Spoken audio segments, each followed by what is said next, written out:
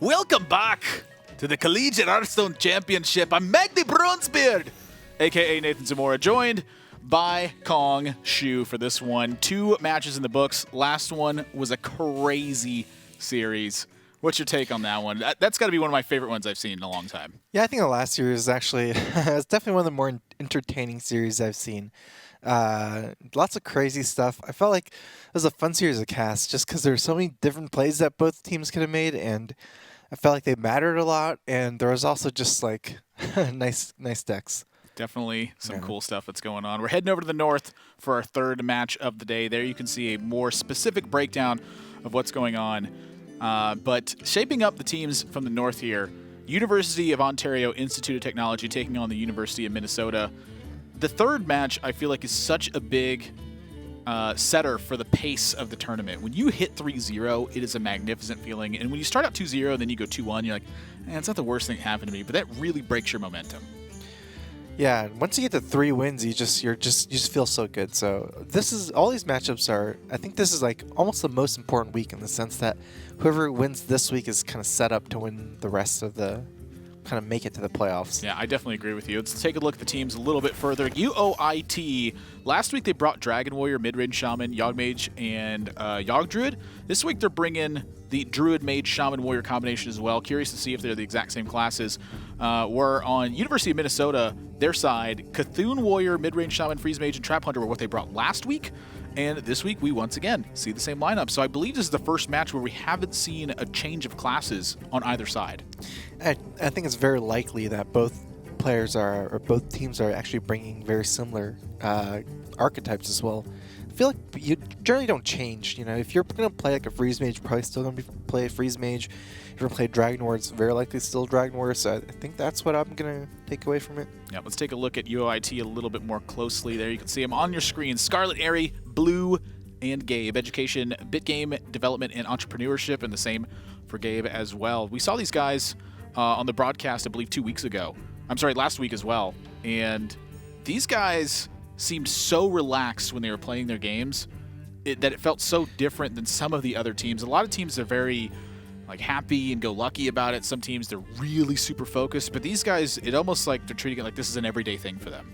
Yeah, I like that. I like that kind of attitude, especially as like an amateur college player. I feel like it's one of the most healthy to have. Yeah, having fun's a big facet of it. Let's take a look at University of Minnesota more closely here. Hetzer, A-Tang, 11796, and Lone Zephyr. Marketing, mechanical engineering, industrial and systems engineering. That one seems like a tough one. Industrial and systems engineering. Yeah, I don't even know what that means. I feel like you're the guy who designs how all those big programs work. Where where do these trucks go? What's the most effective path? How do we use the least amount of gas? I feel like it's what. Now that's pure speculation. I don't know what that is. These guys, see what I mean? Look a little bit nervous. That bouncing leg thing. If you ever watch TJ do interviews, he does that a lot, and you'll tell him to stop doing it, and he's like, what are you talking about? And it'll just keep going. It's a really interesting thing. I'm curious what causes that. Because I personally have never been the kind of person who does that. I do that. It's just you don't realize you're doing it. Are you a bouncing knee person? Yeah, I'm a bouncing knee person. I'm started bouncing now. It's just I like it. It keeps me active. Shaman banned for UOIT and Mage banned for University of Minnesota. These are self bans, so these guys are choosing not to play these decks out of their lineup. And for University of Minnesota, again, last time they played Freeze Mage, and so here they're banning out Freeze Mage versus UOIT. I'm a little bit curious about that. I don't really know how it shapes up versus the Tempo Mage. I've heard a lot of people say that Freeze Mage is kind of favored in that matchup, but when you kind of watch it play out, the Tempo Mage is oftentimes able to put together so much burn on critical turns that they can pop your Ice Block when you're moving into an Alexstrasza stage. Yeah, I think the important thing is that your turns like 6, 7, 8 aren't generally that great against Tempo Mage because those aren't turns where they really need to develop minions anymore. They just need to develop minions early, and then when you're starting to AoE, that's when they can just afford to burn or just play launch cards a fireball at your face, Cabal's Tome or play an Arcane Intellect. Yeah, exactly. So that's a really big important thing to note.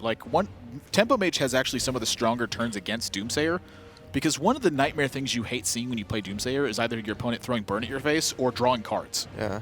And Tempo Mage does both of those. Yeah. Also, Tempo Mage is like Arcane Blast, and since there's not really generally like that many targets for them to play those cards on before your Doomsayers, it's kind of likely you just get Arcane Blast. And sometimes they can actually play 2 spell power minions because you're not killing every minion individually one by one as Freeze Mage. Oftentimes, they can actually stack up to 2 spell power minions for Arcane Blast. Your early removal functions great against them, but it's again, I think you hit the nail on the head. Turns 5, 6, 7 are oftentimes a little bit weak. So we go into game number 1. University of Ontario Institute of Technology, from here on known as UOIT, chooses to keep an Innervate in hand, but just like yesterday, they mulligan away the Azure Drake.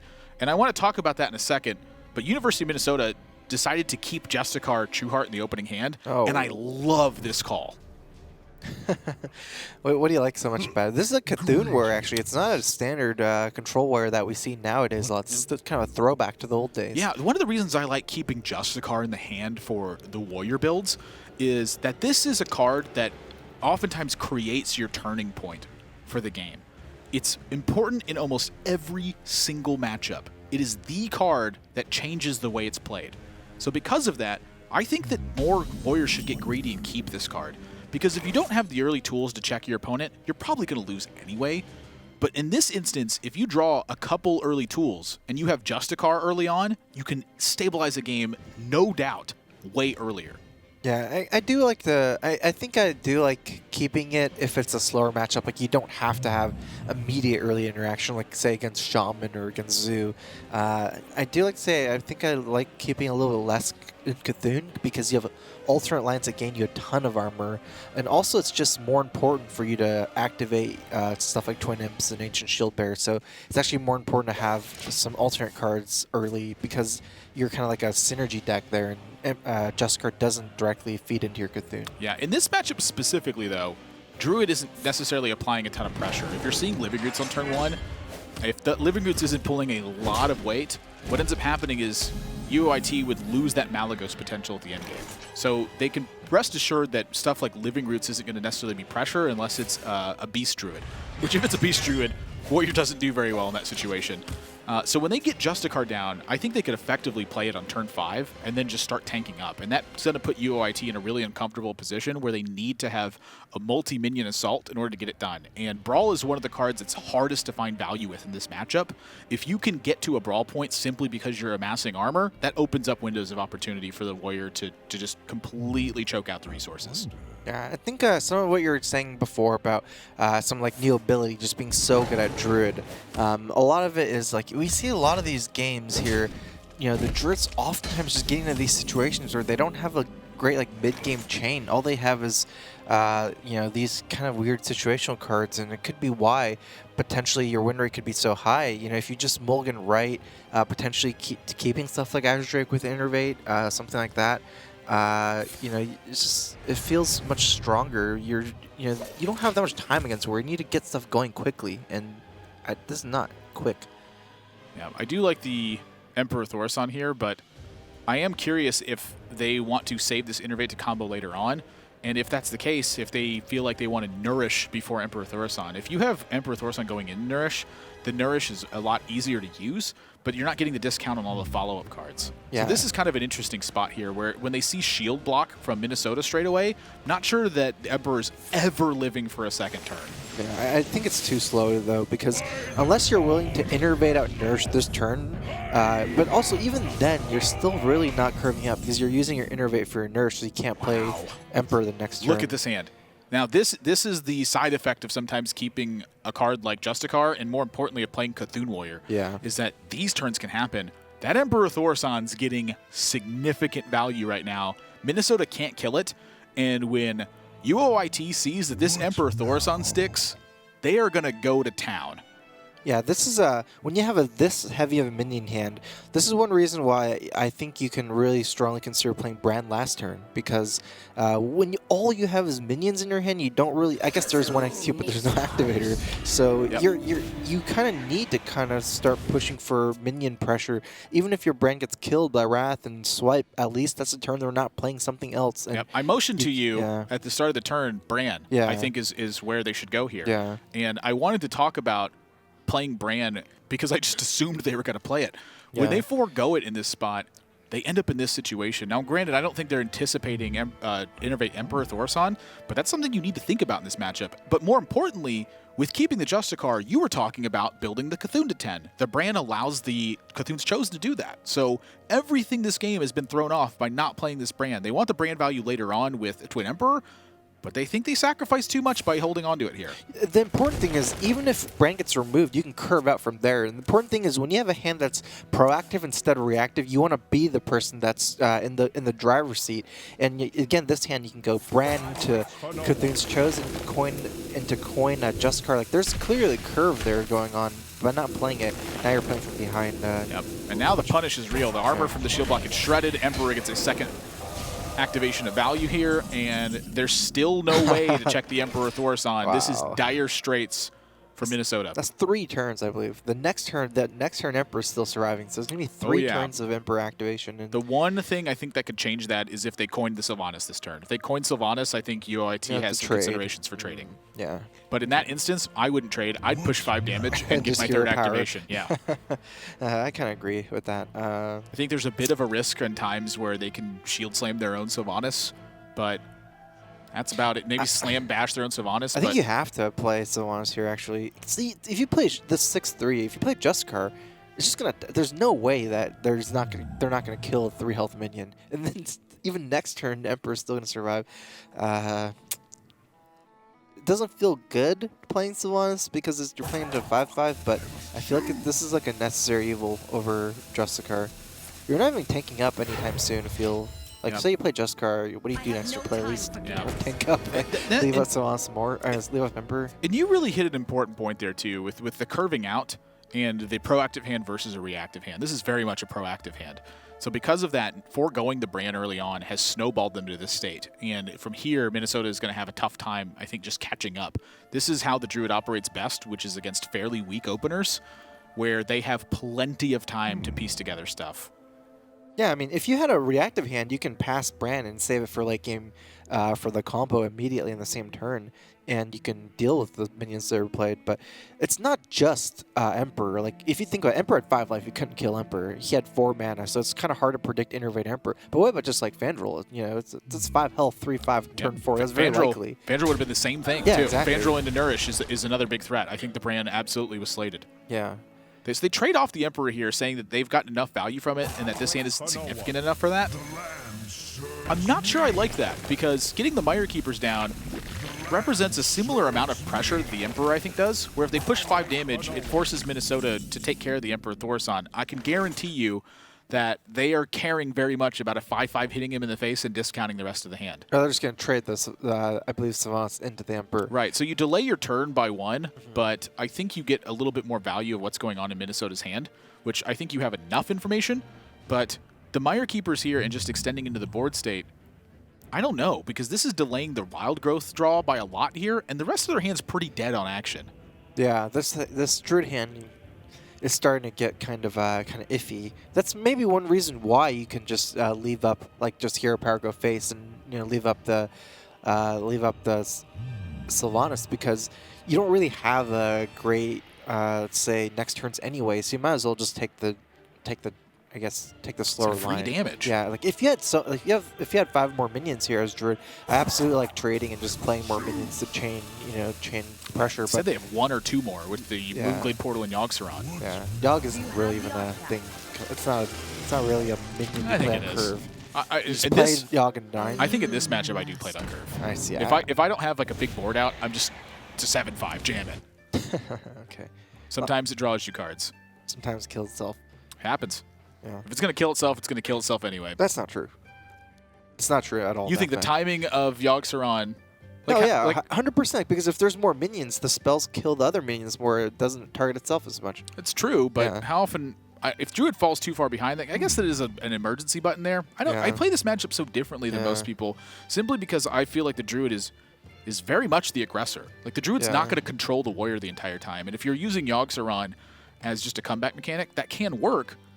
But I feel like it's better to try to just draw cards and get pressure from it. Yeah, I mean, but you get more, let's see, you can get more pressure by holding it too, right? Because, like, say you have to burn your removal on the few warrior minions that are played, or, the many warrior the many warrior minions that are played.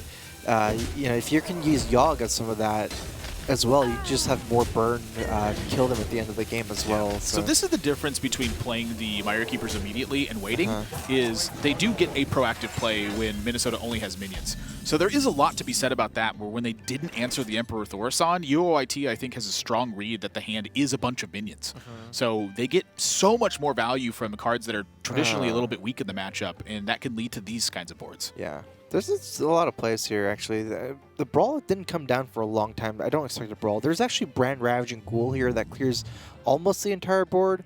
There's also a Twin Imps here. Twin Imps effectively trades for this whole board as well. Almost trades for the whole board as well. I think when you're in this board state and you held the Brand, the whole goal was Brand Twin Emperor. Yeah. So I don't think that Brand is a playable option here. You've lost most of the value from it. I'd much rather see the Ravaging Ghoul Disciple of Cthulhu, let your minions get traded into, go into Justicar. If UOIT reloads there, you have Brawl on turn 9, and that leads you into Brand Twin Emperor.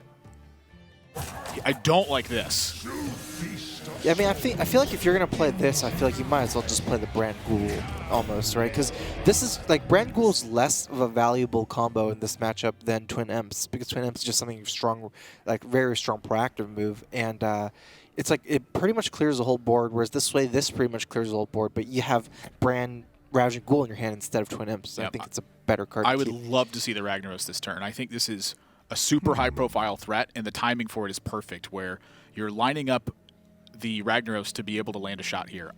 My curiosity is, do you trade in the 2 Mire Keepers, or do you trade in a Mire Keeper 2 Slimes, or do you trade in nothing and have the increased chance for Ragnaros to hit? Yeah. I feel like if you are playing Ragnaros, I like just not trading at all, because you want to have the higher chance of killing a minion here.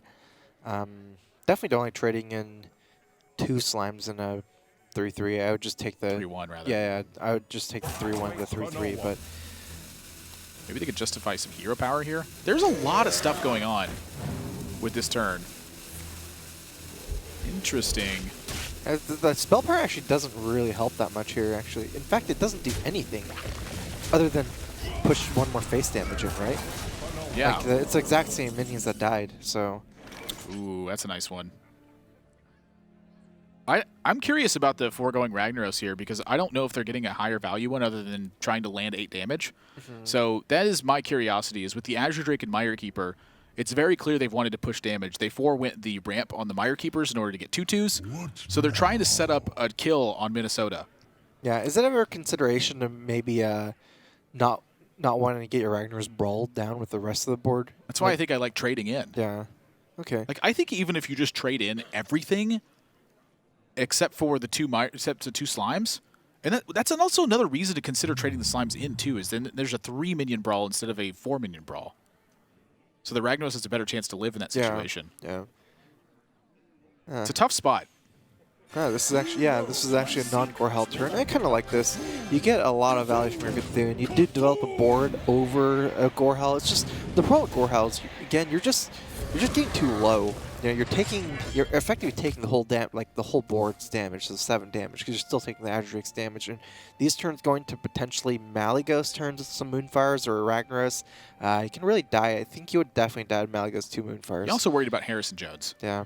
And granted, Gorehal is always going to be a worry against Harrison Jones, but the thing about it is the timing of it. Yeah. If you're timing it where you're under a bit of pressure, it's very different than if it's against a pretty empty board state and you have something to answer the Harrison Jones on the follow-up. Yeah, it's a huge consideration, because you're spending, it's just a tempo thing, so you're spending 7 mana to kill a 4/4, right? And then, it's not recurring. I think I like the Feral Rage here. Does 4 damage. Yeah. You usually like stuff that does damage. I'm not sure I like it using in this way. This is a pretty liberal use of the Feral Rage. To kill the brand? Yeah, you could just attack and use the hero power to kill the brand. And then you sacrifice a 3/1, but I can even see that, and then you trade it in Moonglade Portal your 3/3. Yeah, I don't like the use of the moon. Oh my!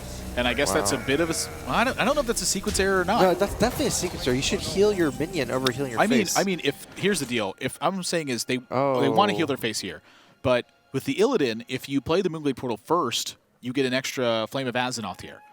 So do they want the extra ones on board against Brawl? Or do they not want the extra one? You definitely want an extra minion on board here. An extra 2/1. I don't think you would like you don't care about Brawl enough because it's just a low value. It's not that high a value Brawl. Something else to think about too is Naga Sea Witch will make certain things unplayable. Yeah, exactly. So if they get Naga Sea Witch, they're not able to Pharaoh Rage. Yeah, I mean, I think it was really important for them to heal the minion over Healing Face. They only got 2 points of health from Healing Face, or 28 go to 30. Could have kept your 3 healthy. It was a 3-1, died a Ravaging Ghoul here. This is a big difference, actually. Yeah. I mean, they ended up getting punished even for it because it just died to the Ravaging Ghoul. Yep. Minnesota also going to swing with the axe here, trying to hedge against Harrison Jones. I think with a Gorehowl in hand, I would just let them draw 2 cards. But I don't really know. Like, your hand as Minnesota is now very low on cards. So if Harrison Jones ends up hitting for 2, you might just fall too far behind. And this is kind of where UOIT has an opportunity to start really pushing in this game, is just threat potential. I've seen Minnesota have some fairly weak turns in the last couple of them. Yeah, I like this Arcane Giant coming down here as well. I don't like playing enough of round Brawl where you're playing that weak, so... I mean, this is tough for Minnesota.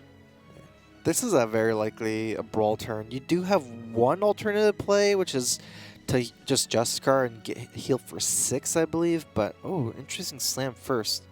We've seen this in a previous yesterday, but someone else did that first and kind of ended up getting punished for it. So instead of brawling first. Well, that doesn't change much. Yeah, that doesn't change anything. Minnesota, I mean, just kind of look at their reactions right now. Like, what do we do now? Yeah, I almost don't mind a Justicar move that much because, again, you get to heal for 6. You're taking 16, but the next turn you can Brawl. So because you have the Brawl, you can make like the weak tempo move and you can develop the Justicar. You are taking a lot of damage, but you're still taking a lot of damage this way. You're not killing everything, so... Oh, wow, my. this is... Oh, that's Still so take much 16. damage. You're still taking 16. The other way, you're only taking 10 because you're getting 6 armor. Well, you got 0 armor with this play. the cringe from Pencil Guy on the right. He's like, oh, this is ruining our stats. Yeah, that's a lot of damage. He's like writing down all the cards they died to right now. He's like, yeah, we died to that one. Yeah. Yeah, we died to that one too. I think they're thinking of whether to Wild Growth first or Nourish. I can't see a Yogg here. No, definitely not Yogg. When you have presence on board, it's different. When you have an empty board, rip that Yogg. I go for it. But not when you have the board. No. When you have board, it'll very much kill stuff. Okay. Oh, Malygos. There it is. That also Azure Drake. That's a great draw, Azure Drake. This sets up pretty much a guaranteed kill in the next couple of turns. Like it obviously Swipe plus Malygos is very difficult to pull off, but the thing about it is the added pressure of the minion here means that there's multiple things for Minnesota to take care of right now. And that Arcane Giant doesn't need to come down. This board is strong enough to force anything from Minnesota, and then UOIT can follow up. I hate playing Arcane Giant here. You're already 2 minions. 2 big minions, and you know that your opponent has a very hard time dealing with single minions because, attacking into rags, leaving up to 8/8. The read here is that Brawl is the removal spell. Because Minnesota struggled so much to answer Ragnaros in the previous turn. And if there is no removal spell at all, you win anyways. With this board, it's still 12 damage. Even when they Brawl, you pretty much just win. Yeah, that's true. Like, Brawl is a 5-mana deadly shot in this situation, and Minnesota needed much more than that. And I'd hate to, beat a dead horse here, but this is a catalyst of not playing Bran on turn 3. Yeah, well, what if you can Brawl if the Azure survives, you can attack it, armor up, you go to 4. Oh, you still die. Swipe. Yeah, they're looking for the best way for them to survive this turn, but the writing is on the wall. UOIT is going to take a 1-0 lead. Yeah. There could be some slam draws, potentially. I still think UOIT would take a 1-0 lead. Yeah. You have to get something really good. You have to slam into shield block and to execute. I believe would keep them alive. Oh, what if you just go this? Oh, yeah, what if you just go... This is a way to do it, but you still die a lot here. You still die a lot here. And you probably don't win the game even if you win the Brawl. Probably not, but... Well, step 1 is complete. Okay. So, 1 5 damage in hand so far for UOIT. 5 damage. Raven Idol could very easily change that. I believe that's slated first. Okay, definitely slated first, yeah. Any 1 damage. Anything that does literally anything that does damage will win the game for UOIT here. And none of those deal damage. Oh. Wow. Okay. So Wild Growth is the next play, I believe. Yeah, I agree. Honestly, they could just Yogg here too. I don't mind the Yogg. Oh, what if you just Astral Communion? I wouldn't play Yogg when you're this far ahead. What to Right. do? You can lose a game 100%, play Yogg and get Astral Communion. I mean, I like the Wild Growth first, Okay. for sure. Okay. I mean, you can just play Arcane Giant and just play something instead of Just Yogg. Arcane and Soul of the Forest. Hands clap! It's a Moonfire. That's enough to do Okay. it. Yep, that's it. Oh, you definitely innervate Sir Malagosington III of his name from Havenbrookshire. Nope. It's a swipe Moonfire. Disappointing finish for UOIT. Figured they would use the Malagos. Either way, 1-0 lead for them. Yeah. Wow, it's such a big difference between the turn 3 play of Shield Block versus Brand. Yeah, it is. Honestly, Minnesota got pushed out of the game, you know, kind of just like muscled out of the game almost It was by the foregoing tempo. the Brand. Yeah. It was all the tempo.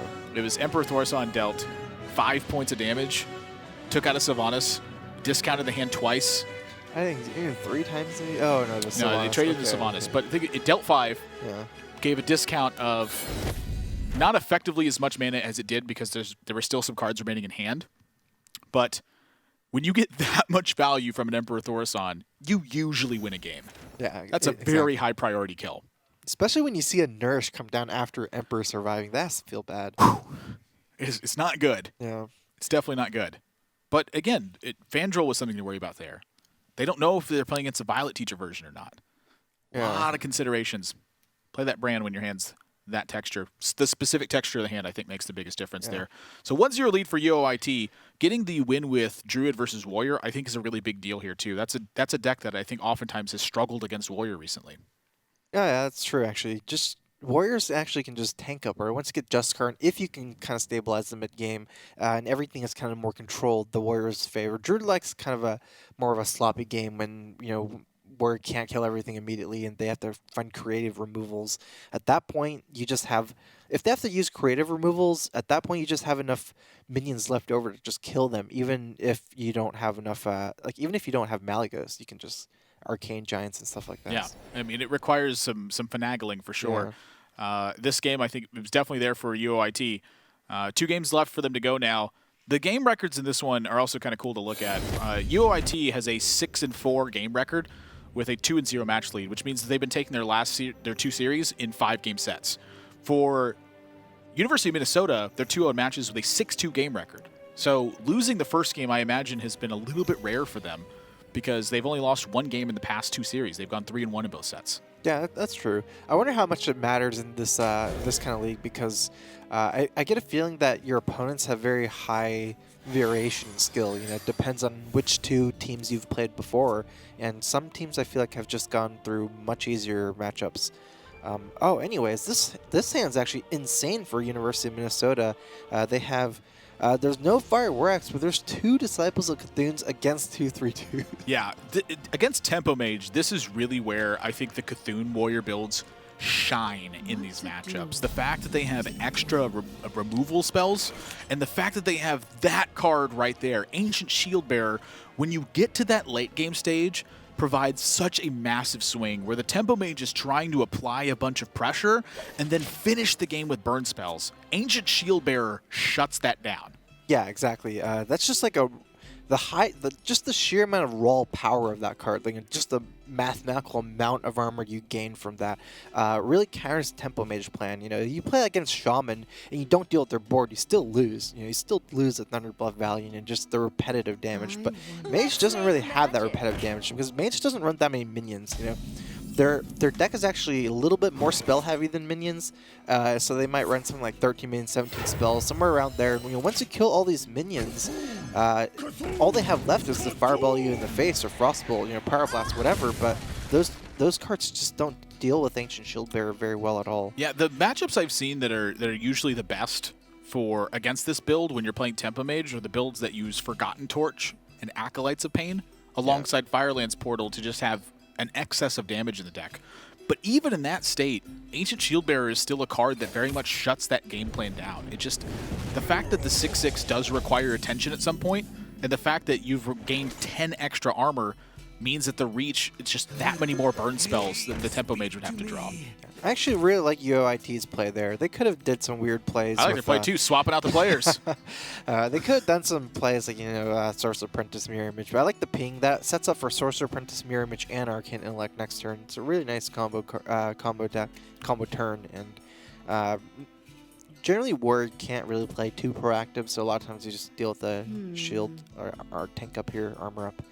So it looks like they're still going for this play. It is kind of, it looks like a little bit different because a little bit scared of the Ravaging Ghoul activating this Acolyte of Pain. Yeah, I don't mind this.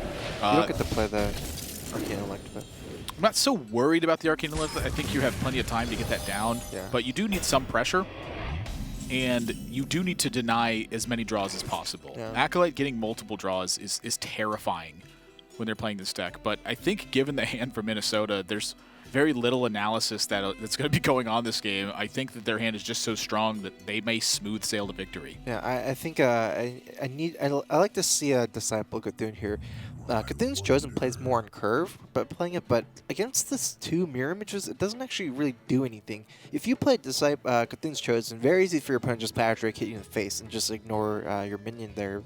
It's hard for you to get through 2/0/2 taunts as a warrior, so I think you really need to keep up and remove these high threat minions like Flamewaker, Sorcerer Apprentice, Cult Sorcerer, like these kind of minions. Yeah, but they are the bread and butter of the Tempo Mage deck. When these survive, this is when they unlock their most powerful turns. Yeah, I think you can leave up minions like Babbling Book, even potentially a minion like Water Mental you can kind of leave up, but I don't think you really prefer leaving up these any kind of like snowball-y minions here, so let's say the Ropes Burn Down, still thinking about which minion to drop here. Actually, what if they DC their...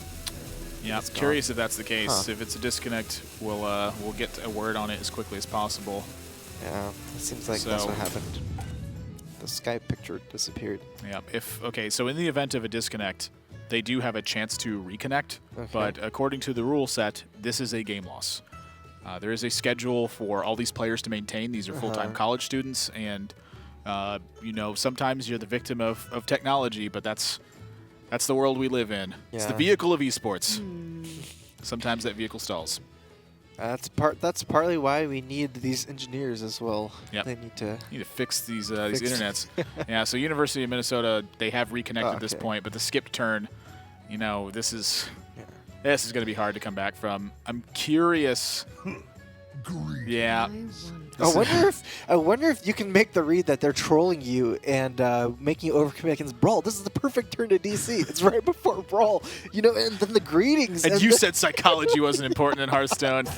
Oh, what if they don't play? That's a smart move, actually, to throw the greetings there. That's pretty smart. I like it. Now this is gonna force an AI sometimes, I believe. Oh no. This is great. The Brawl is a real consideration here. Turn to DC. Turn 4 right before Brawl. The fake DC. Oh my god. Okay, well, I guess you're roping down. You gotta kill a 3/2. There's no way to kill a 4/4 that easily. Yeah. Honestly, what's funny is they're still in the game. They're still in the game. The Emperor Thorsan's massive here. UOIT now knows there's no Brawl in hand. It's almost an impossibility for Brawl to be there, given what just happened. And Brawl isn't even necessarily that much better this turn than last turn either, right? So you get a discount. Yeah. You have an extra chance to keep a much more priority minion. Oh wow. Ooh, I don't like this at all. UOIT should have pulled the trigger here. If they Emperor Thorsan, the game is going to end. I wonder, but what? Okay, so maybe we can get a read on what's in this deck, because if your value Emperor that high, what if they're running Archmage and Tinnitus? That might be a reason why they did that. Well, they do get 2 discounts on one cost. Yeah, spells. that's true. That's already good enough for Archmage. And yeah, I don't think that Archmage is in the build just because they're saving Emperor here. I think they are fearing just losing the 0/2 images for free, and then also committing to Brawl a little bit more. Losing the 0/2 images for free is not something you should worry about. I have a lot of the reason it's in there. Yeah, exactly. The whole point is just for you to be able to push these tempo turns instead of always protect. Like, you want to use your 0/2 minions to protect your big minions. You don't want to use your spells to protect your 0/2 minions to some degree. Like, most of the time, not. Yeah, there are rare situations for it, but again, the whole point is tempo-oriented plays. Yeah. So when they forego this Emperor, I mean, maybe they just think they need a big Flamewaker turn. That's a possibility as well. I'd be really curious to hear what the justification is there. Yeah. I don't like Flamewaker this turn. I really like Emperor, and then you can set up for Cabal's Tome. You might even be able to play, let's see, Cabal's Tome goes a 4 mana, Flamewaker is 2, everything else is 1. So you can even, if you Emperor, you can play Flamewaker. Oh no! You could have done Flamewaker, Cabal's Tome, and 3 spells. That's 4 spells with the Tome. If you don't think a Brawl is there, this is fine. Because you're just thinking this will survive. And you still lose damage, technically. Because Emperor does 5 damage a turn, and you're still getting all the pings next turn. But maybe it's just weak to like another Ravaging Ghoul, and then the 3/3 can trade for your Emperor? No, not really. I don't know. Yeah. Curious about it. It's very conservative, that's for sure. Yeah, looks like these Shield Bearers are going to be played here. There's no real way to activate Shield Block, Shield Slam this turn. Next turn, you can play your second Shield Bearer and Shield Slam for 10, killing the Flamewaker. But for now, it seems so greedy to play Juskar here. We're like, why would you play that over gain 10 armor in 6/6? Yeah. Like, you don't even get the tank up this turn. Yeah, I mean, you're not tanking up anytime soon. Yeah. I'd easily prefer the bigger minion. Yeah, Wow, this is weird. I don't think this turn's particularly hard. I don't think it's... It's crazy to me that they DC'd on a turn. Yeah. And are still in it. What? Double Cabalist Tome. Yeah, I thought that was pretty common, wasn't it? Isn't it common? It's not. I don't know where part you're from, partner, but... Okay. I thought this is... I don't even play this card. So there are lots of different moves here.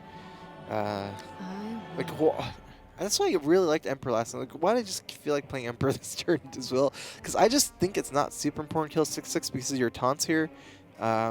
It's like you could play Cabal's Tome, you could play Fireball, but at that point you're just not doing anything else with the Fireball. If I'm in Minnesota's spot and I see Emperor Thorson come from that side, I am going to have no idea how they got to that point.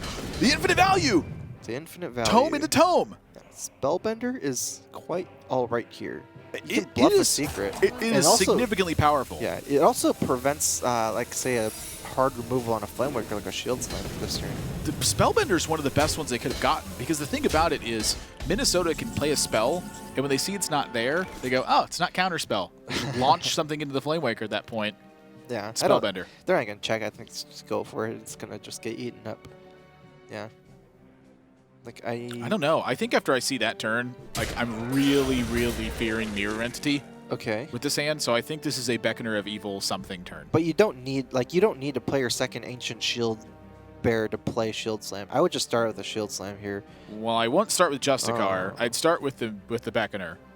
I would start with Shield Slam because I think you're playing that no matter what. Then once you find out, like, it could be Counterspell or Spellbender, and then once you find that out, that allows you to play your Ancient Shield Bearer again. This is just leaving up Flamewaker again. Wow. That is a deadly proposition for sure. Yeah. I think their goal is to get to Gore Howlet. Do you really? It's hard to do. Your goal is to get the Gore Howlet? How are you going to do that? Well, I don't know because that's. But I'm telling you what I think they're going. Okay. See, there's still Shield Slam. I don't like this order at all, right? I feel like you could do this, and then once you find out, that's why I say, like, you're going to do this anyways. You might as well play it first, and then you can have this information on the secrets, so you wouldn't be playing Justicar here. You'd just be playing a better minion. Any of it. Like, you don't even have to play Ancient Shield Bearer. I like Cthulhu's Chosen and Beckoner around the same, but I don't like Justicar here at all. You know, it's just way too weak. Anyways, another turn of Flamewaker being left up. Very likely starts out with Cabal's Tome. Maybe an Azure Drake, maybe a Mana Worm first, because you're playing a lot of spells. Looks like you're spending 6 mana on that combo. You still have 3 mana left over. I don't know where this heads, and the thing about it is I actually don't think they need to Cabalist Tome here. Oh yeah. What about just Fireball Blast? Yeah. Yeah, that sounds better to me. You're right. Or even Fireball Missiles. I'm not sure what's better. I think the Arcane Blast is definitely better. Missiles represents face damage.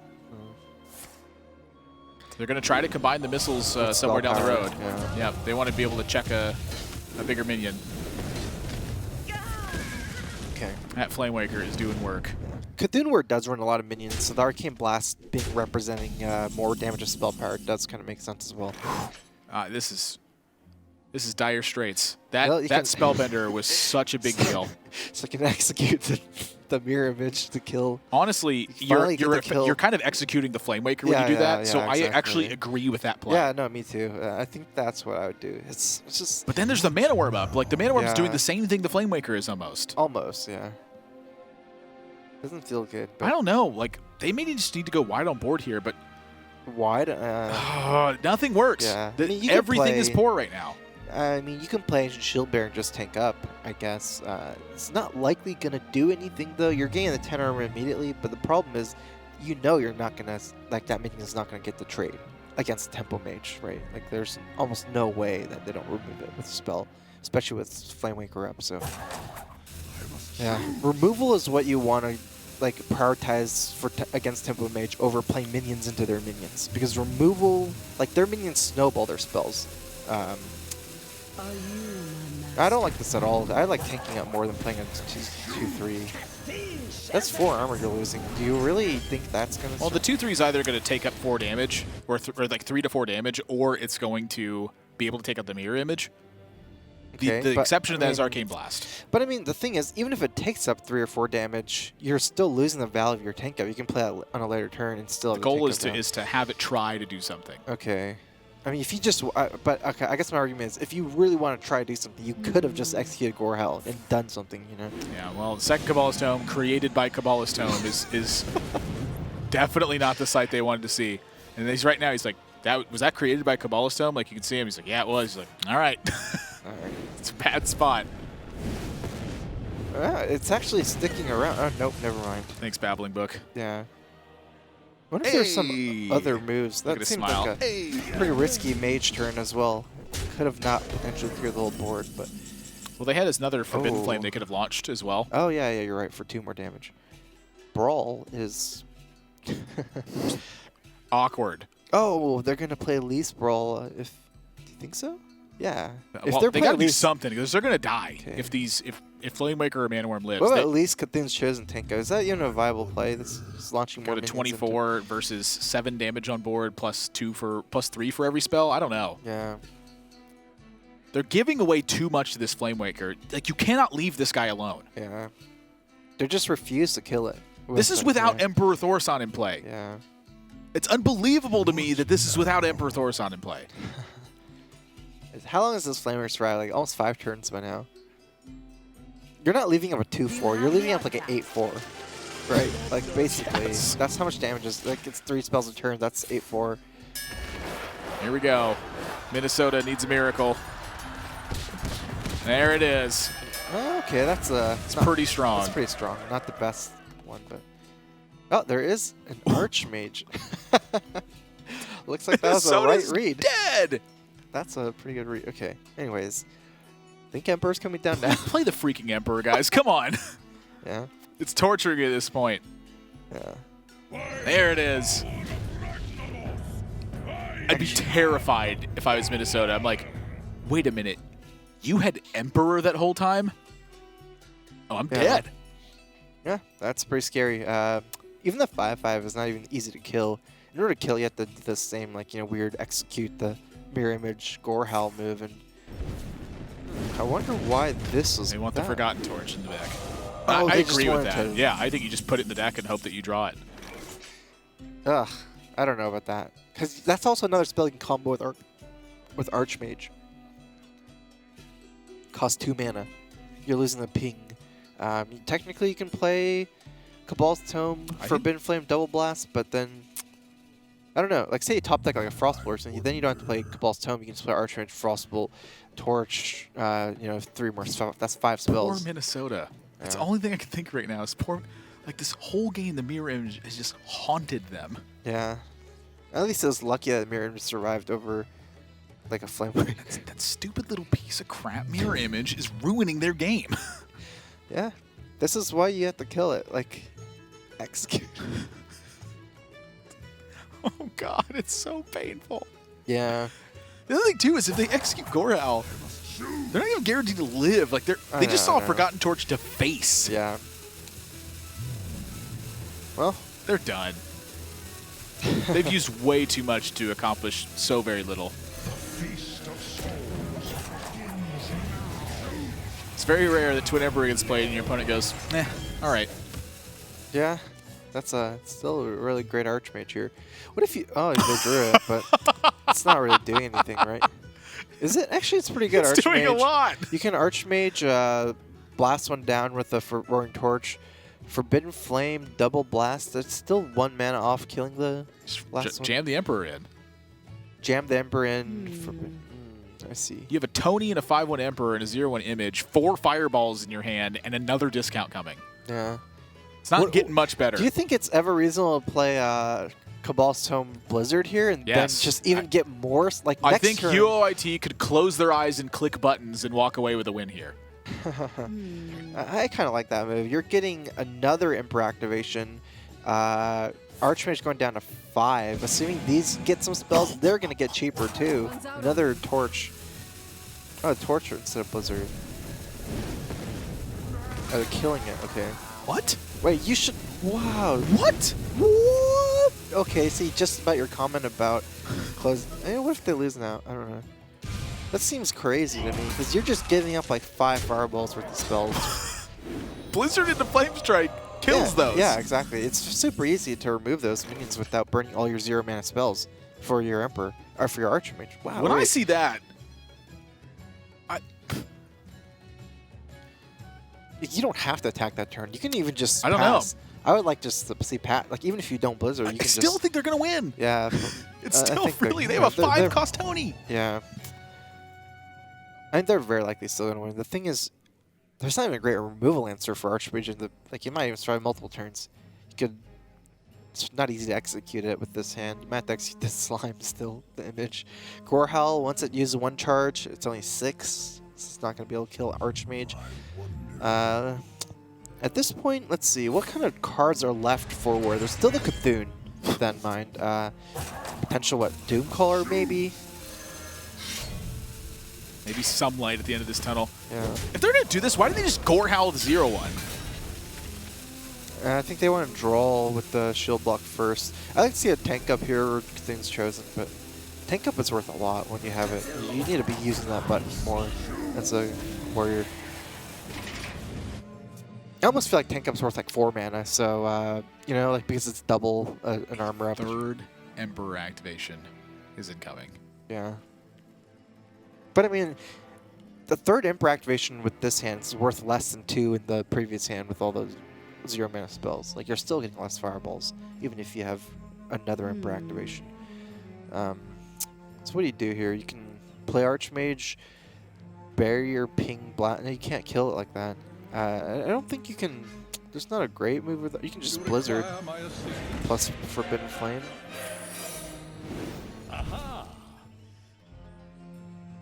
What's the plan here?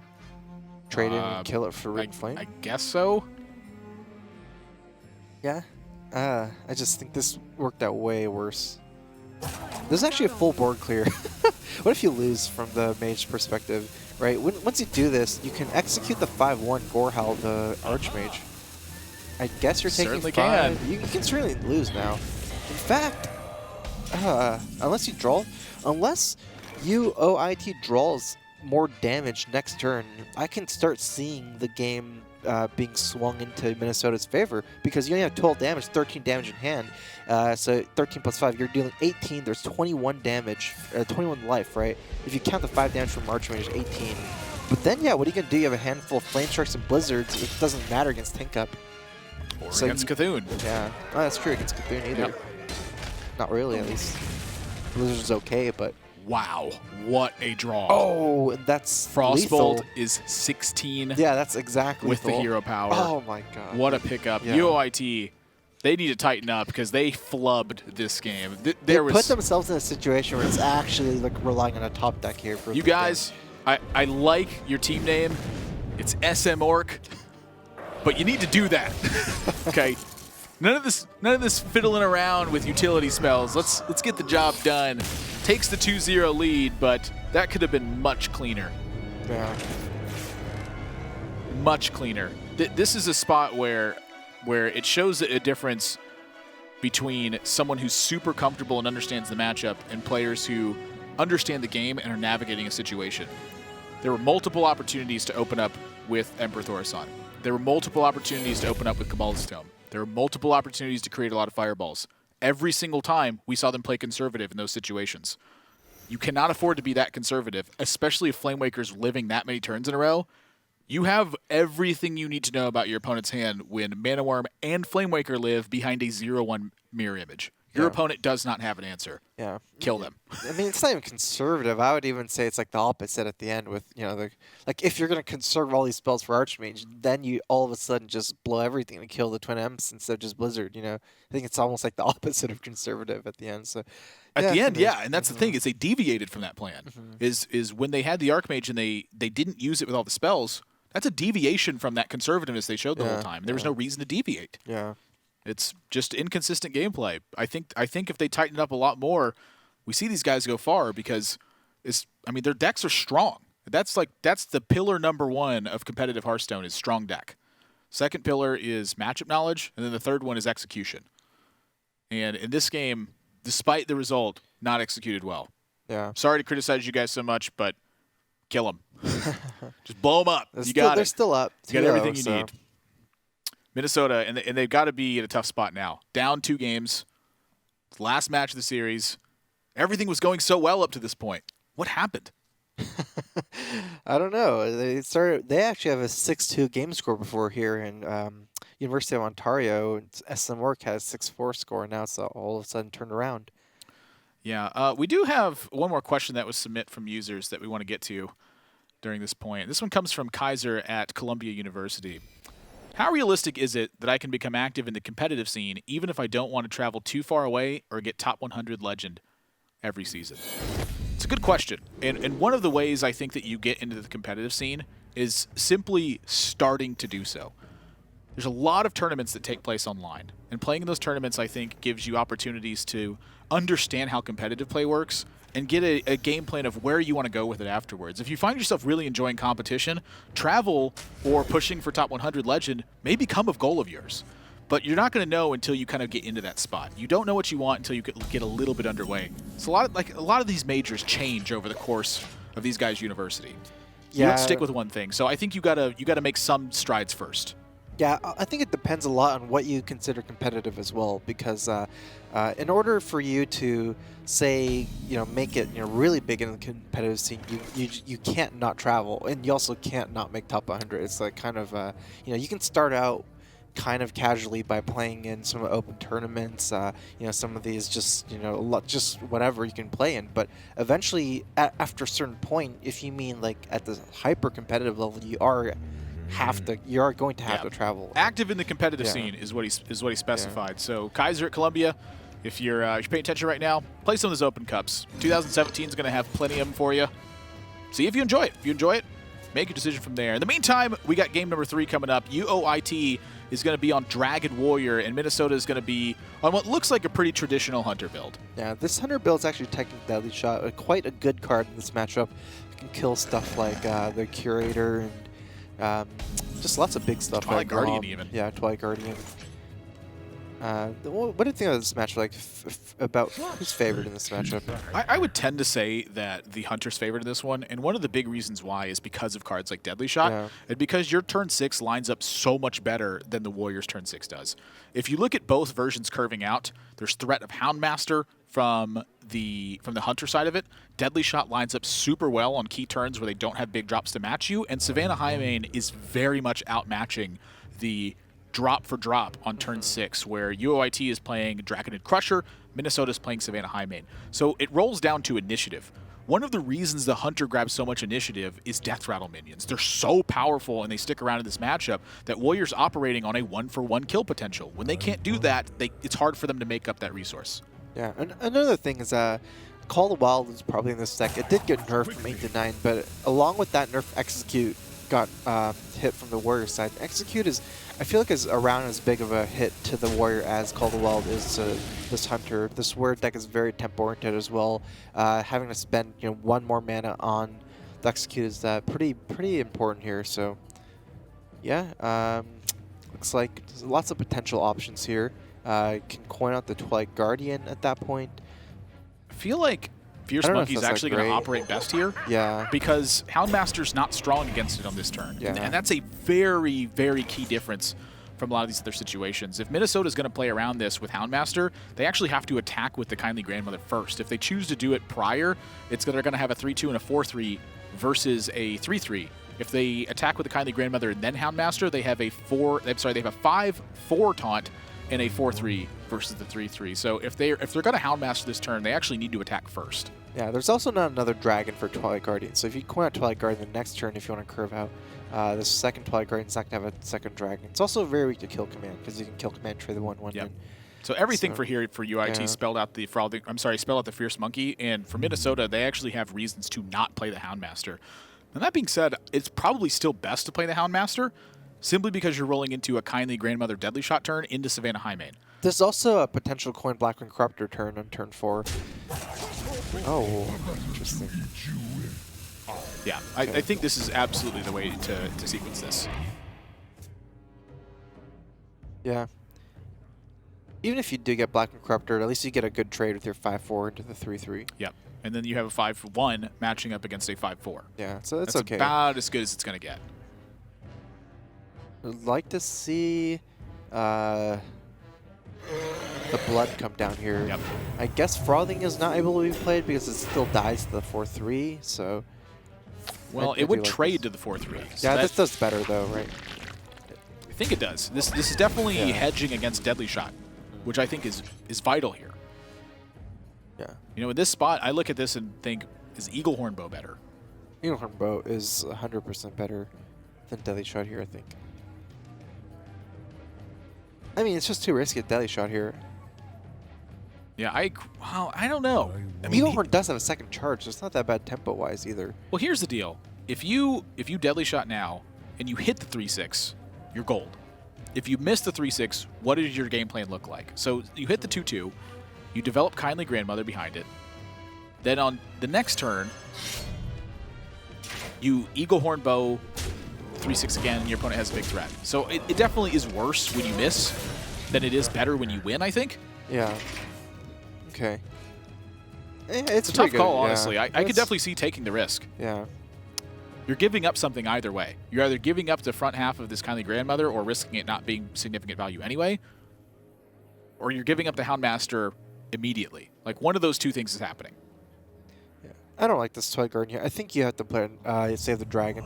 I kind of like just playing Frothing and trading in. It gives you a 4-4 Frothing, so there's not... Like, a 4-4 Frothing is pretty good. I kind of just like Korkron and going face. Korkron going face. Huh. Yeah, I like this a lot. This pushes Minnesota down to 21. They don't have an immediate clean answer on anything. Like, if they attack the Korkron's now dealt 8 damage, and you have Grom in hand. I don't like this at all. The problem here is that you're trading in early face damage. Like, this minion can charge at any point, right? And it immediately gets killed by the Eaglehorn weapon, the Eaglehorn. So you're basically just, you're doing 8 damage, but, like, now you're just, like, the board's snowballing from this board state because now you're just going to be behind now that you made this kind of smart move, and you're not, like, doing enough damage to set yourself for Grom kind of kill. I feel like you could have set up stronger board with Frothing Berserker and trading in. I don't know.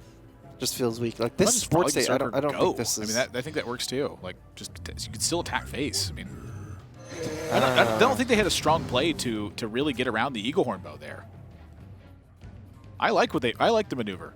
This also sets Minnesota to 15. So now when they draw Draconid Crusher, it's not directly challenged by board. Yeah. Is there Draconid Crusher? A lot of people actually play Bookworm instead now.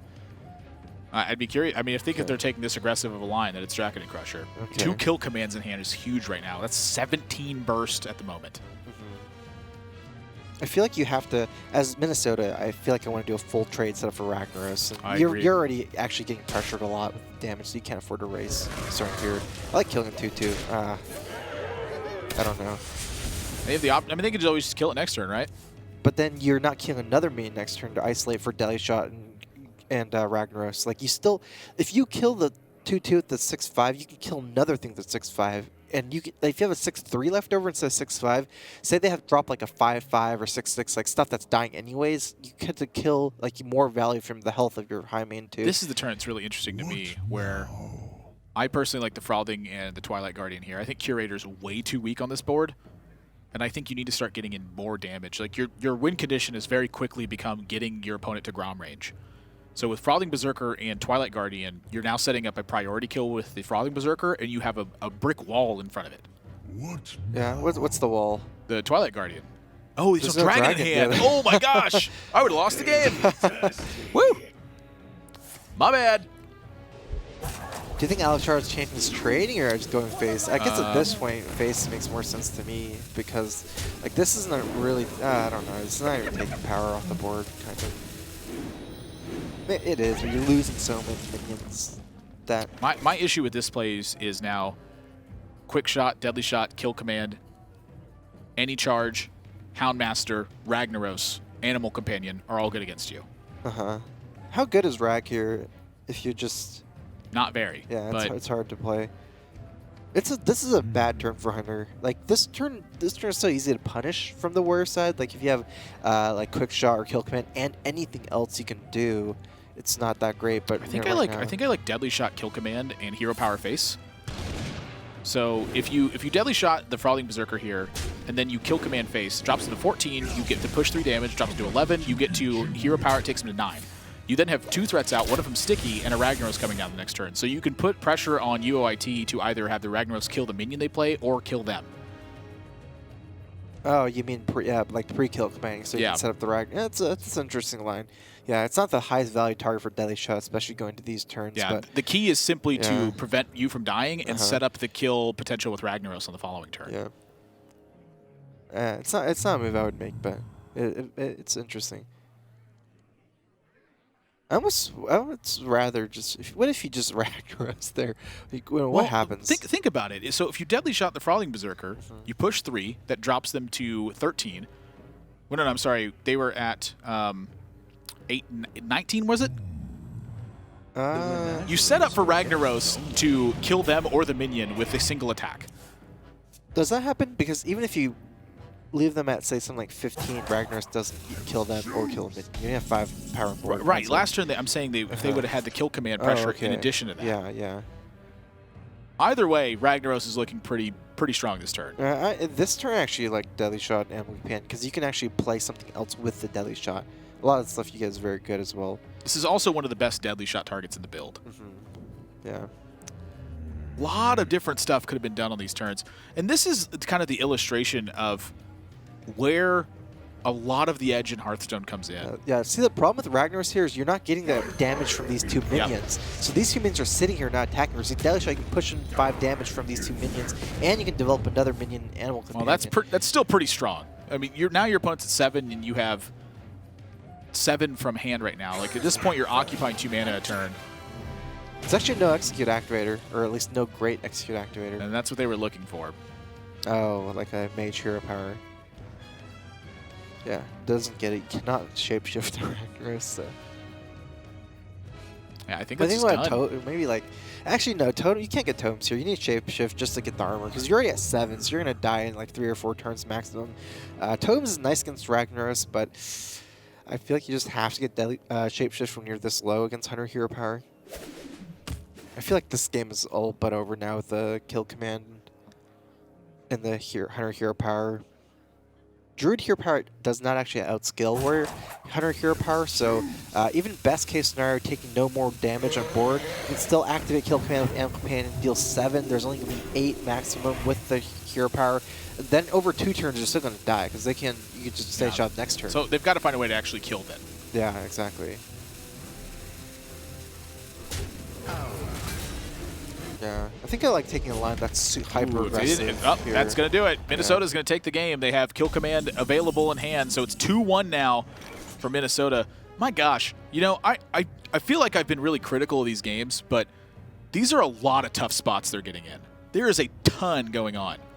Yeah. We haven't even really been deciphering much of the hand reading aspect, just simply from alternate lines of play and kill setup that both players have, or that both teams have, rather.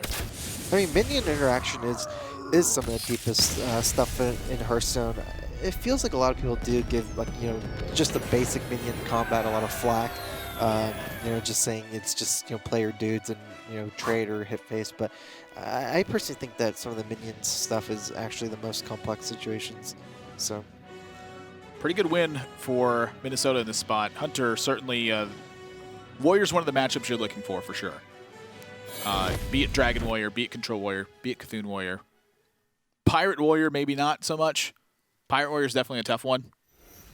You ever played the Hunter versus Pirate Warrior matchup? Yeah, that's I think it's almost close to 0% win rate. You can't play. It's very hard to play defensive, and you need to put up your shields against that Pirate Warrior list because Arcanite Reaper is Arcanite beastly. Reaper 10 damage. There's just all these upgrade effects is really what. I'm honestly really surprised Arcanite Reaper's not more used. This is a 5-mana 10 damage card over 2 turns. Yeah, I mean, so good. True Server is 4 mana for 8 damage, heal for 4. Paladin doesn't have chargers. That's true. Yeah, there's no Core Chron Elite in Paladin. Yeah. There's no Zos First Mate in Paladin. Yeah. There's no Fiery War Axe in Paladin. Can you imagine if they did, though? Oh, I can't. So now at 2-1, this matchup is obviously very critical. It's going to be Shaman versus the Dragon Warrior once again. SM Orc or the University of Ontario Institute of Technology, they're going to be on Dragon Warrior the rest of the set. So they've got 3 chances to win with it. When you give a deck this powerful 3 chances, it's very difficult to overcome. Dragon Warrior was actually one of the counters of Shaman before Karazhan, but nowadays I'm pretty iffy about it. Shaman's just gotten so much better. I guess there were some Shaman nerfs, but there's also been execute nerfs, so yeah, it does feel that's not the case anymore. I feel like Dragon Warrior is still favored in this one, and one of the reasons why is just how heavy your curve is. If you manage to land like a 2-3-4, it's really hard for Shaman to combat that. Well, how can it be favored? If it was favored, then it would be played more in ladder and stuff. Like, I think one of the reasons it's not played as much is because Control Warrior is more favored versus the Shaman. Okay, I don't know. I think this is. I would definitely have to give the edge to Shaman in this matchup now. I think mid-range Shaman was always better against Warrior than face Shaman was. I think it was more of a face Shaman counter because they have like no brawls and no like board clears, so it's very easy to just snowball things like Thing from Below. You never have to hold back in this matchup. It's very easy to snowball things like Thunder Bluff Valiant. It's really hard to come back from. So even though Warrior has higher mana curve, some of these like 5 mana Shaman cards are actually effectively stronger than 9 mana Warrior cards. Like, I think Thunder Bluff is a bigger threat than Grom and Ragnaros is even. It's an interesting take on it because I remember playing Dragon Warrior a lot, and the thing I feared more than anything was a Doomhammer because I couldn't stop it. Huh. Everything else in the deck you can stop. I just That feel like one's untouchable. So often I'd have a kill set up on the following turn, Doomhammer Rockbiter shuts it down. Unless UOIT picks up a 2-drop here, this could potentially be a weak turn. Oh, this Ravaging Ghoul is actually pretty good. Oh, wait, what? Oh, That's 3 I thought that was a Frothing Berserker. Oh, okay. My bad. Okay. Goodness, Yeah. I'm seeing all sorts of crazy stuff today. Yeah, they're actually I need some sleep. fairly far ahead. Ravaging Ghoul, this Feral Spirits is kind of weird because of the 3/3. And the 3-1. Yeah, 3/1's at least at a trade, right? But the 3/3 is what really makes it weird. There's not a good other play, though. That's a good pickup. This is interesting. Yeah, this is I interesting. personally really like the Slam Blood to Ichor here. It's hard for this turn to really be weak. Now, the question for me is, do you trade in the 3/3 or the 3/1? Because this way is weak to Maelstrom Portal. The other way is weak to Lightning Bolt. It's weak to Spirit Claws with Spell Power. Yeah. I think Spirit Claws may not be in Minnesota's range right now. I'm curious if they've had an opportunity to really use it against the Fairy Dragon, maybe, but you can assume there's no Spirit Claws. The Spirit Claws move is much better. Spirit Claws hero power is much better than playing Feral Spirits, I believe. So I can assume no Spirit Claws. Maelstrom Portal is a real thing, though, as well as I think Lightning Bolt is an okay thing as well. But yeah, I think I like trading a 3-1 in and just keeping a 3-3. I think even Lightning Bolt's somewhat discounted because of the Feral Spirit's turn. This also helps you with turns you need to use Ravaging Ghoul Execute, Yeah. where you don't actually kill off your minions that way. You get to keep a minion on board, and I think that's really important. Yeah, that's true. Looks like these, so this, again, Shaman has a weak turn, but these things from below can really make up that fact, you know. Yeah. Next turn, 6 mana, you can play Flame Tongue Tome, Hero Power, and double thing from below. That's crazy. There's been some weak turns from UOIT as well. I mean, turn 3 was really strong, but turn 4 and turn 5 have been abysmal for them. Yeah, I actually really like developing just the Flame Tongue Totem as well, so just double Totem here. Yeah, when I look at a situation like this, I feel like that using the Ravaging Ghoul instead of the Fairy Dragon was better because you needed to keep the pressure rolling. And now they don't have the pressure rolling. This is where Minnesota, I think, can find some swing turns. Yeah, especially with these thing from blows here. So I'm curious which, like, you know, what kind of totems Minnesota plays here with the 2 things from below. Could be a lot of different ways. Let's see. Is there a good Mana Tide move? Let's see. Mana Tide, Hero Power. That can't be it. No, that doesn't work. You can play Flame Tongue, Hero Power. You have 2 taunts to protect your Flame Tongue totem with the things from below. Maybe just play Thing from Below. Maybe you don't need the Flame Tongue right now. Like, what's it actually doing in this spot? It's saving you 2 mana in the long run. I mean, imagine the where he, like, snipes your Flame Tongue totem with like something like a spell. Blackwood It's like, Corruptor? but I mean, that's still like it's just still mana. I don't know. I don't think These are crazy spots. Yeah. Because Blackwood Corruptor has other targets here. Like, they can just Blackwood Corruptor 5/5 and save one of their minions as well. So, yeah, I mean, I value tempo a lot, especially when you have a hand of Azure Drake and Mana Tide. It's very easy to make up cards back, and it's very expensive to buy tempo. You know, oftentimes you cannot buy tempo unless you have these like thing from low turns. So that's like really the only turn you can buy tempo. In these turns now, like, yeah, he has a lot of card advantage from Azure Drake and Mana Tide, but you can't get that tempo back. So Hex is a very important draw here for Minnesota. So far, they've had very few ways, I think, to actually fight against high-profile threats. But now with Hex on the horizon, getting close to it, turn the corner. Here, the position's really important here, too. This totem needs to be on the right side. Totem should definitely be on the right side. This is a good draw, actually. With this draw, definitely just Hero Power here. Yep. Next turn, you know, assuming War plays another minion, you have access to a lot of spell power. You know, Blood Mage is guaranteed 1. Azure Drake, you know, could even survive. You can roll another totem. So this is just a great setup for the next turn. That's a pretty good one too. another spell power. Not everything is dying. Massive. Yeah, not all these spell powered things are dying, I believe. UOIT regas with the Curator. Yeah. I think I like Curator, just trade for the spell power totem. You are leaving up the Drake, but it's hard to just Korkron because you don't have any follow-up after the Korkron. This way you can have better turns than future because you're drawing so many of these like cheap minions. You can these are deck mana too. Yeah.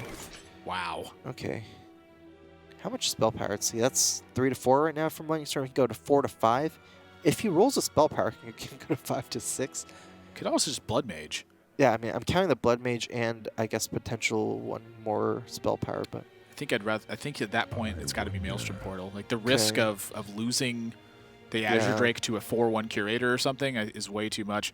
I actually don't mind Flame Tongue here either, but like Blood Mage, Lightning Storm, Flame Tongue. I believe Blood Mage, Maelstrom, Flame Tongue is not enough to save your Drake.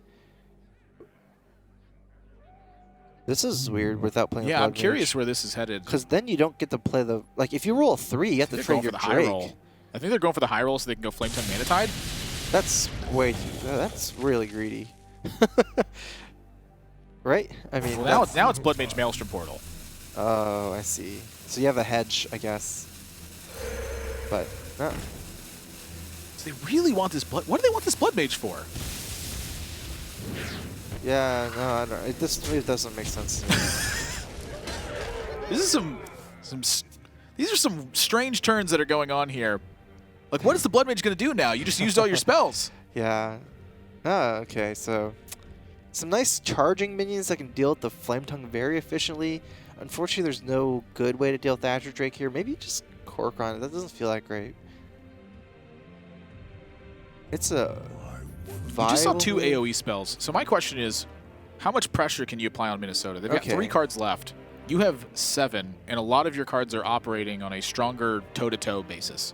Can you just play play stuff like, for example, Finley, Corruptor, and Alex Straw's champion is okay. You just Corruptor the 2/2, kill the Flame Tongue, leave up the Azure Drake. You did see 2 AoE spells already, and that's the main scary thing of leaving up Azure Drake is the AoE spells. So it's a viable move here. I'd probably take Shapeshift. Yeah.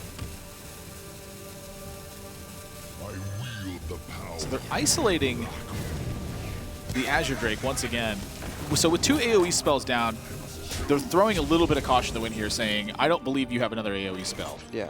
And just making the most powerful board possible, looking to capitalize later on. Yeah, just kind of ignoring the spell power here. It definitely pays off. There's like, the ways to kill Azure Drake are very expensive, and just straight up trading the Kor'kron for it, so it kind of works out for them. There is a Thunder Bluff draw now. What you want to do is, it's hard. So the problem is here, you need to build up a big board of totems to Thunder Bluff, but it's very hard to develop a big board of totems because you're just getting stomped by these minions at this point. Yeah, you're leaving with 3/3 and a 1/3 if you take the trade. So, yeah, I don't know. Could just Thunder Bluff now. It's not going to be great, I feel. It's pretty tough. Yeah. And they've been looking for a higher value target with Hex. It hasn't existed yet. You could Mana Tide Blood. Like, I think my first intuition is still probably Mana Tide Blood Mage Hero Power. You'll have, and you can maybe take a value trade with your Azure Drake to 3/3. That way you'll have a wide board of threats. You'll have 10 mana, so you can Thunder Bluff Hex Hero Power, spending your mana perfectly next turn as well. And it's kind of likely that maybe perhaps some totems survive just because you have so many different threats, you know? Definitely like trading the, I don't know. Especially with the healing Yeah, totem exactly. roll. It's another interesting spot. I feel like Minnesota It does save potentially your... I feel like they're almost giving too much credit to UOIT to have strong ways to capitalize on this. Like, they're falling so far behind, they've got to take a risk to get back in this game. That's the whole purpose of the value trade, is you take a risk of your opponent having some way to capitalize on that in order to try to buy more value later on. When they have foregone that, they're getting a bit of a payoff here even with the way this trade is lined up. They're still not having the gas to get ahead. Yeah. I mean, when you're... Like, Shaman doesn't... Like, Shaman needs to start... You need to make a, like, kind of some risky turns, you know, like, stuff that's not just obvious, like, player moves like that. Because what you really need to do is snowball totems with this kind of deck. And with this play, now you play all your, like, individually powerful cards like Thunder Bluff. Now all you have is totems and Hex. So now you have nothing to snowball these totems, even if they survive. Yeah, it's not going to be a very playable hand at this point. At least that's not a bad draw. You can protect your Mana Tide Tome. That's one way they can get back into the game. The thing about it is, what do you give up to protect the Mana Tide here? So they are digging really well, but this is an opportunity for UOIT to really take the board position Not here. playing Blood Mage is actually pretty crazy, too. Yes, and they haven't played the Blood Mage either. And honestly, it comes back down to that turn where they forewent the Blood Mage, and as a result, they had one less draw. Yeah. If they had one more card access to information, they could have made better decisions this turn. They could have set things up more powerfully. Instead, they've just foregone it the whole time. So this UOIT here is free to just take care of the Feral Spirits, plop 2 Twilight Guardians down, and then suddenly it is the world of minions versus Blood Mage Hex Tunnel Trog. Yeah, there is actually another another dragon for the second Twilight Guardian as well. So yeah, they're even value trading. I like that trade. Yeah, that's really smart here because, well, I don't know if it is smart actually. Now they're losing the 3/2. Yeah, but I mean, any totem is any minion is a threat due to that's a good point. totem, and any totem is also a threat due to Thunder Bluff. So, yeah, that makes sense to me because you're still killing a two attack minion if you're counting Thunder Bluff and Flame Tongue Totem. So, Grommet for value in hand as well. Yeah, this is just all UOIT in this spot. You know, Minnesota's been doing a good job of keeping the gas going, but they have foregone so many opportunities to make stronger plays at this point that you're seeing the effect of it come back to bite them. It's been a poor investment of resources. Yeah, it's hard to trade with the Mana Tide here. I would just not attack with the Mana Tide, try to get another card here. You really need to pick up your second Maelstrom Portal and second Lightning Storm, I believe. What to do? And again, sometimes you just have to throw down your minions as Shaman, even though they die for free, if it keeps your other minions alive. So this turn, I would trade in the Feral Spirits into the 3-2, and I would drop the Tunnel Trog. Big Sam Minnesota is playing, it feels like they're almost not going to drop the Tunnel Trog just because it doesn't trade well on board, but again, it's like, it might just keep one of their other minions alive, so I just feel like you have to just throw everything down.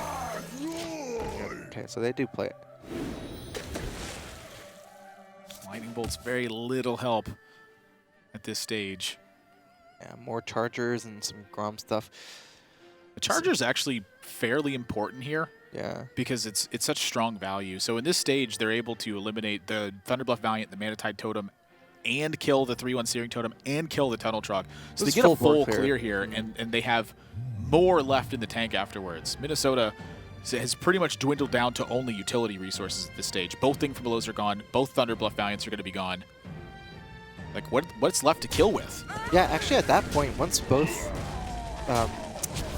So, they're not playing Grom, it seems. I would not play Grom here. I'd use the Core Crown lead. Okay, okay.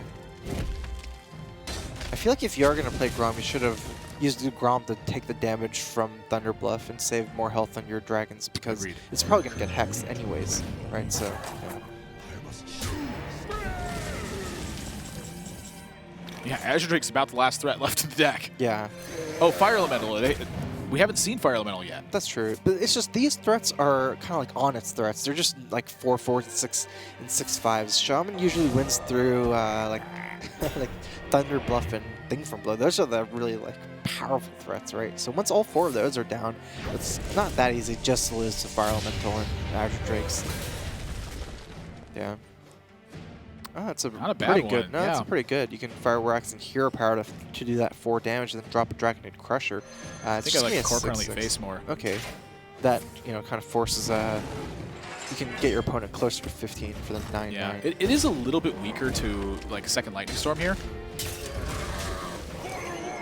But again, you're setting up that potential to get the 9/9, and the 9/9 I think is going to be really important to ending this. That will force a second hex. It's not ever dying to just Flame Tongue and a couple of totems. Often these decks run Deathwing as well, so once second hex comes down, even if you do get yourself in a bad spot where you somehow fall behind, you can then just Deathwing. It's very likely you win from there because of the lack of hex. So yeah.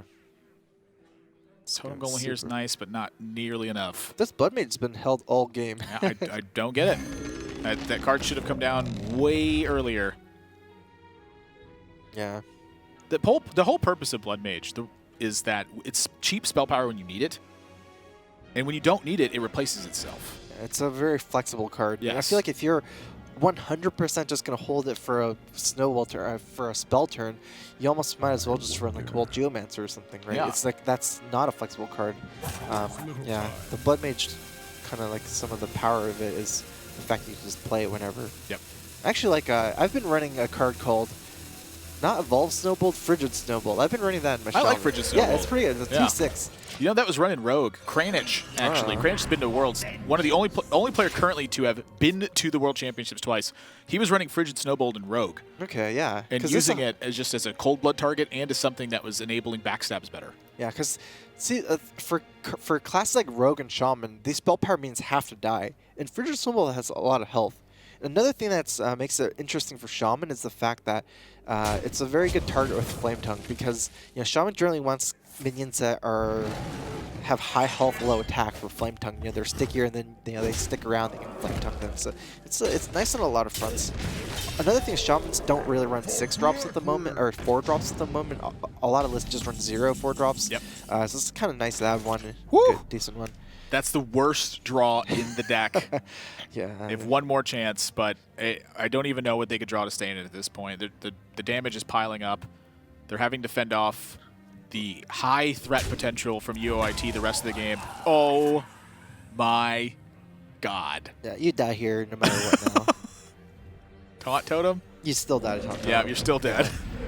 Wow, 3-1 for the University of Ontario Institute of Technology. Wow, what a series. Calamity and chaos is how I would describe this one. Yeah, this is I feel like I feel like definitely maybe one of the messier series. But. Yeah, play I think could have been tightened up. Who needs Yogg? Oh. A little esports there. I didn't quite catch channel, Gabe, but I did see the Gabe part of it. So Check out Gabe on Twitch. Don't know who he is, but we'll figure it out from there. Go check the VOD if you want to see the channel. But yeah, the play in this series has definitely been I'd say the least tight of all the play from today. I think that when these players are getting thrown into a situation where they have so many different options, that it's unfamiliarity. And that unfamiliarity is stemming a lot from these guys. These are not full-time Hearthstone players. These are full-time students who are aspiring to compete, and that makes a big difference. You will see different play than you expect from, say, top 8 of a Hearthstone Championship Tour. Yeah, definitely. It is evident, that kind of shows that the professional Hearthstone players are kind of there for a reason. It's not that easy to play Hearthstone, especially at a super high level. And some of the players that have been performing very consistently recently, they're very, very good. So. Yeah, definitely. Let's take a look at the matches that happened from this week. 6 of them now in the books as Week 3 is coming to a close. Yesterday we saw Baylor take it 3-2 over University of Georgia in a close set. UC Los Angeles swept UC Davis, and then a nail-biter as UC San Diego dropped the set to Washington 3-2. And there you can see the matches that took place today. The Princeton versus Princeton grudge match. Of course, Princeton won, as you might be surprised. And then Brown took it 3-2 over the Rochester Institute of Technology. And in the set we just saw, UOIT 3-1 over the University of Minnesota. So, multiple teams at 3-0 now. 75% of the way to the playoff stage. That's nice. I feel kind of dead. Good. That's a long day. Definitely it's a long day. It's been a long few weeks for these guys, too, but they have plenty more to go. We'd love for you to show your school spirit and let us know who you're supporting in this one. You can visit us on Facebook, or you can tweet at Team Tespa. If you're looking to compete in some of the upcoming seasons that are taking place as well, you can find more information on tespa.org. We also want to take this time to thank those who have made this possible. We're powered by Twitch here at the studios in Burbank. We also want to give a thanks to Gunner and to SteelSeries for hopping on board and helping the dreams come true. Strife Crow, thank you for joining us this week. It's been a pleasure. Do you have any words for us before we go? Yeah, I want to give a shout out to the people that played the Control Mage, my favorite deck. I enjoyed that a lot. So thanks for playing Control Mage. It was a pleasure to watch. If you guys are looking for more Tespa action, tomorrow at 5 p.m. Pacific, Overwatch is taking place. We got 2 days of Overwatch coming tomorrow, and I have no idea how that recording got in there, but boy, did it ever. 2 more days for Tespa. Thank you guys for watching, and next week, Monday, 5 p.m. Pacific, same place. We'll see you then.